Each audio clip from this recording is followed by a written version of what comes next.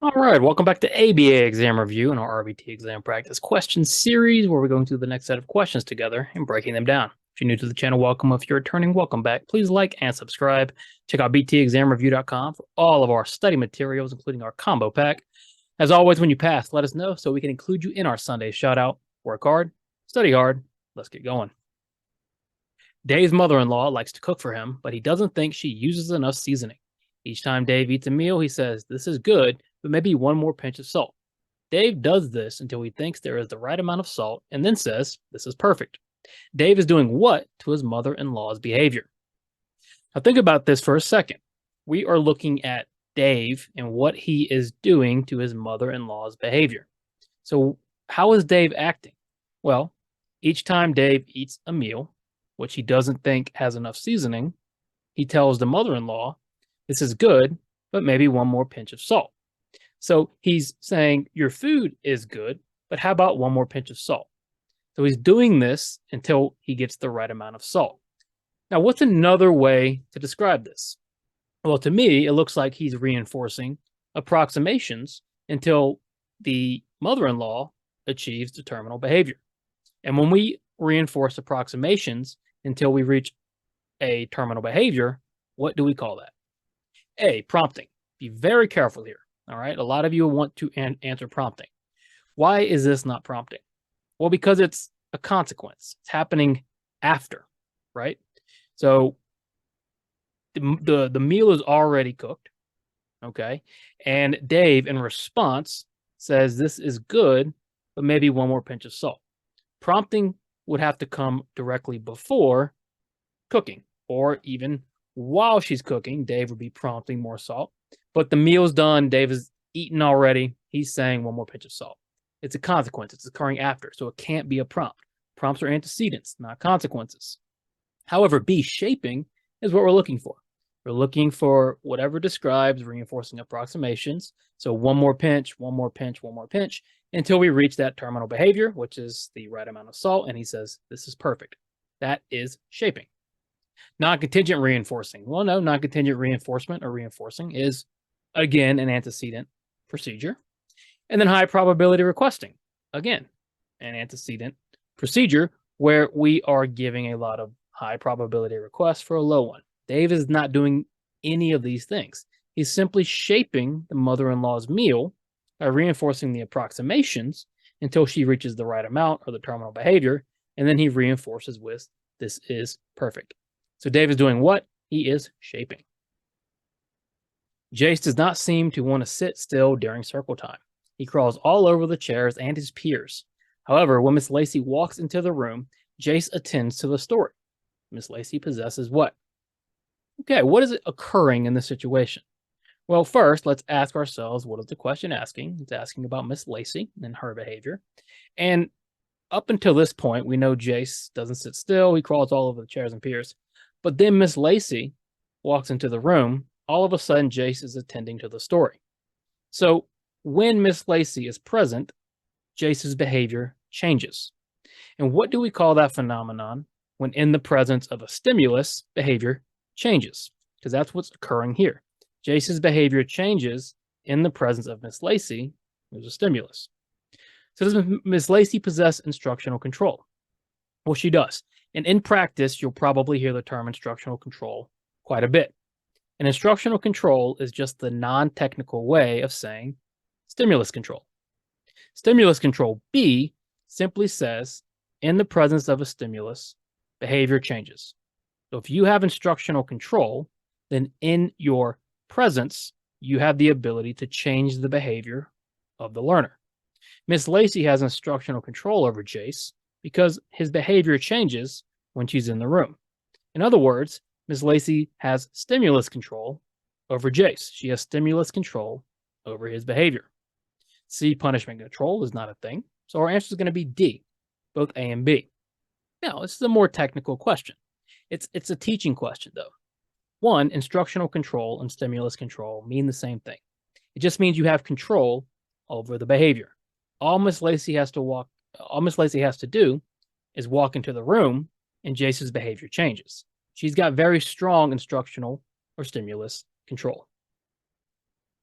Harry is learning to make potions at Hogwarts. His potions teacher tells Harry that after he puts the first drop of liquid into the cauldron, he must wait 10 seconds exactly before putting the next drop. That 10 seconds represents what? Now, let's think about this. It's like a measurement question, okay? Clearly, there's some sort of time involved, right? 10 seconds. So you can eliminate frequency, all right? And what are we timing? What are we measuring? Well, Harry's making potions. His potion teacher says, you put the first drop of liquid in the cauldron. You must wait 10 seconds before putting the next drop. So we have drop A, 10 seconds to drop B. So we're measuring that time in between drop A and drop B. So what do we call the time in between responses when we're measuring it? A, latency. Latency would be the time in between the SD and the first drop of liquid. Latency is the time in between the SD and the first response. We're measuring the time in between response and response, which is going to be B, interresponse time. There is 10 seconds between response A and response B, between the first drop of liquid and the second. C, duration. Now be careful. Duration measures the total time of a single response. That's important. Okay, we're measuring here, we have two separate responses, and we're measuring the time in between those two separate responses. Duration would measure how long it took to put one drop in. Duration measures a single response. And then rate. With rate, we would need a frequency, which we don't have. What we're measuring is interresponse time. The 10 seconds represents the time in between the first response and the second, the first drop of liquid and the next. Nate bought a new video game on Sunday. All he could think about at school was getting home to play his game. When he got home, he ran upstairs as fast as he could to his room and turned the game on without even greeting his parents. What is the SD for being able to play the game? Now, that last part here, without even greeting his parents, might have thrown you off, right, and led you down a different road. So you have to gather your thoughts and figure out what is the question asking. The question is asking about the SD for playing the game. Okay, that's what we're worried about here, not this last part. We're worried about the SD for playing the game. So what do we know about SDs? Well, we know they're discriminative stimuli. They signal something's available, and they're antecedents. They come before the response. So let's find being able to play the game. That's our response. So he got home, he ran upstairs as fast as he could, and turned the game on without even greeting his parents, right? So all the antecedents to playing the game are turning game on, running upstairs, okay? So what is the SD?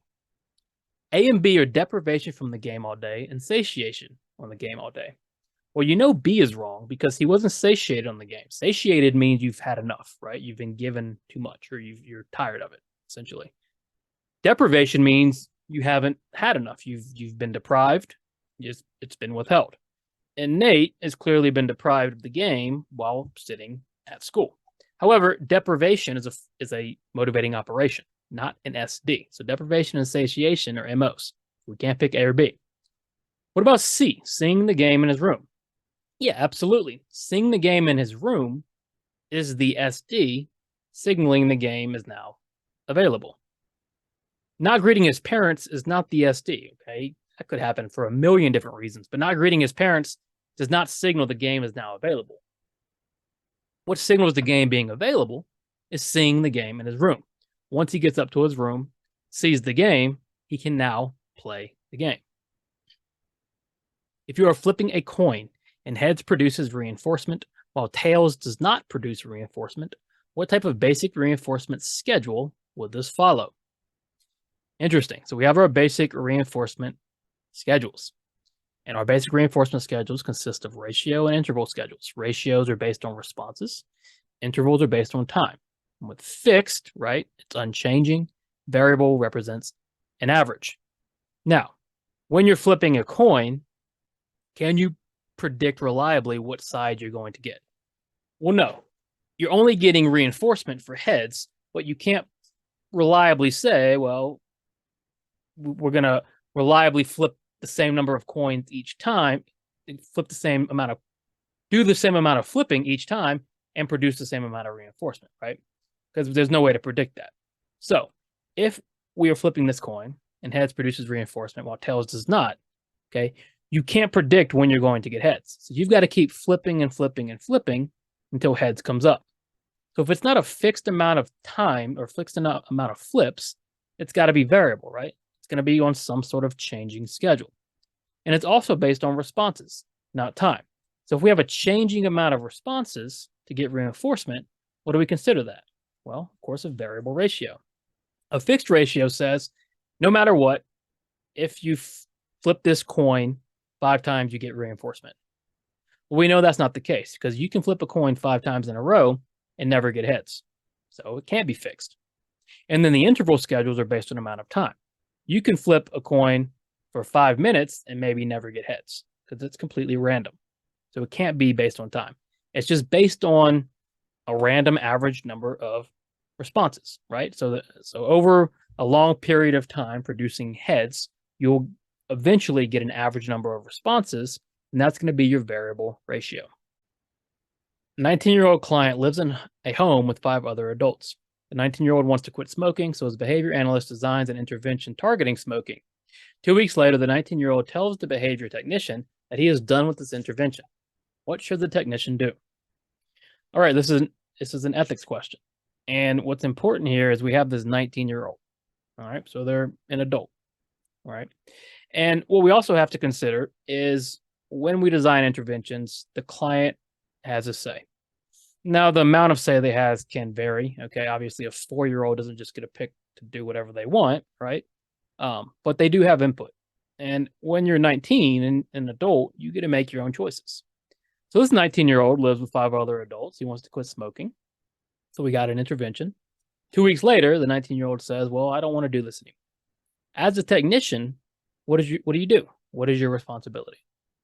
A, continue the intervention regardless of what the client says. Well, you can't do that. 1, the client's an adult.